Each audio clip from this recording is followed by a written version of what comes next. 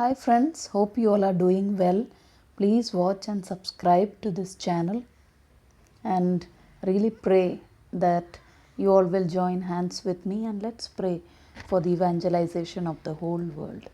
Friends, we are going to meditate today on some Bible verses related with Jesus towards the end of his ministry and we will meditate on it.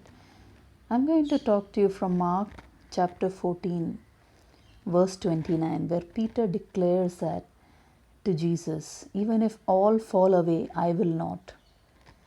So here we see love Peter had for his master, where he says that let everyone fall away, but I will never betray you. But Jesus replies and answers and says, today, yes, tonight, before the rooster crows twice, you yourself will disown me 3 times. But what does Peter say? Even if I have to die with you, I will never disown you. And all the others said the same. We know all the disciples also said that we will stand with you. But when Jesus was arrested, everyone ran away from him. So this is what in our human life also, this is the same thing that happens. We tell God that we will never fall away, we will not fall back from you, we will not go back. But there are many times in life we betray our Savior, Jesus. So we need to be aware of the situations that the world brings us or the situations where Satan tempts us.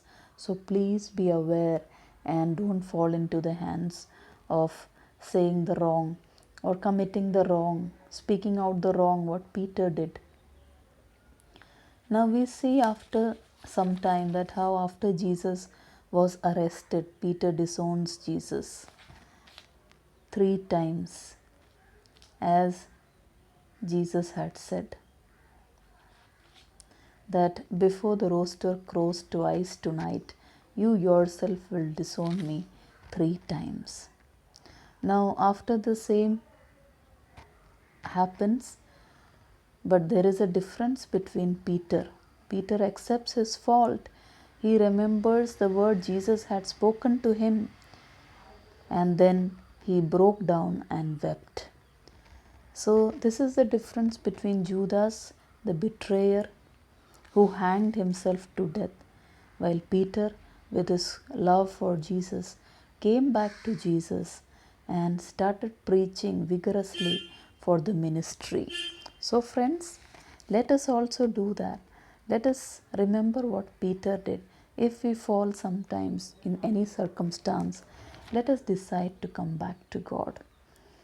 Further, we see that Jesus going to the Garden of Gethsemane and he says to his disciples, sit here while I pray. And he took his favorite disciples, Peter, James and John along with him. And he began to be deeply distressed and troubled.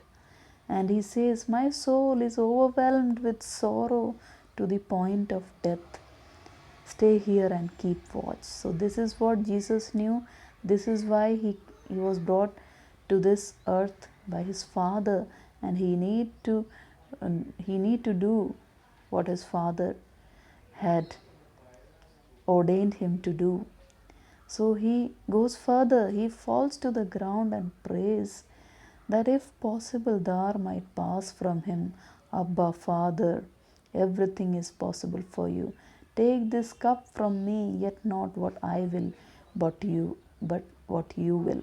Jesus came to this world for us, for you and me, and to fulfill what was the will of his Father, to give his life as a ransom for many to come to Christ and be saved in this world. So friends, please remember in the Garden of Gethsemane how distressed our Lord Jesus was, that he fell to the ground and prayed to his Father to do something, that yet he said, not what I will, but Jesus said, I want that, Father, your will should be done. So friends, further we see that the disciples fell asleep. They didn't sit with Jesus and agreed to him for prayer. they fell asleep because they were tired. And what does Jesus say? As per Mark 14:38, watch and pray so that you will not fall into temptation. The spirit is willing, but the body is weak. Yes, friends, Jesus clearly teaches us that you have to watch and you have to pray so that you will not fall into temptation. Temptations are lurking around, temptations are many. Temptations, worldly temptations, fleshly temptations are all around us. But in order to escape that, in order to be saved out of that, we need to watch and pray. And Jesus says clearly, the spirit is willing, but the body is weak. Yes, there is a fight within our body itself. The spirit wants to spend time and pray. The Spirit wants to sit with the Holy Spirit and help us to pray. However, our body is very weak, it gets tired, and Satan many times uses it as a weapon against the Holy Spirit, and we feel tired and we don't pray properly. So we need to be aware of that. So we see here in the Garden of Gethsemane, Jesus spends time in prayer so that God's will should be accomplished at last. Now we see further that Jesus was arrested and Judas, the betrayer, with a kiss betrays his master. And we also see that when he stood before the high priest, Jesus remained silent and gave no answer. So we see how Jesus behaved when he was arrested.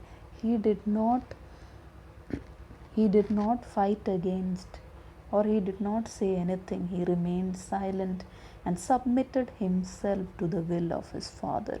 Yes, friends, there are many times it is very important to be silent and obey the word of God, obey the power of Holy Spirit in our life and the leading of the Holy Spirit, and believe that God will take control over the situation.